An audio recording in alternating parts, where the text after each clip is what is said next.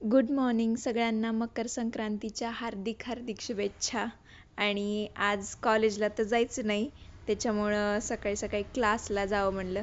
मग क्लासहून येता येता पप्पानी काम सांगितले होते, पाव आणायचे होते बेकरीमधून.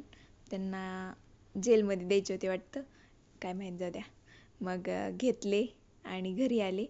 घरी आल्यावर ही आमची गोली आंघोळ करून बसली होती बाहेर.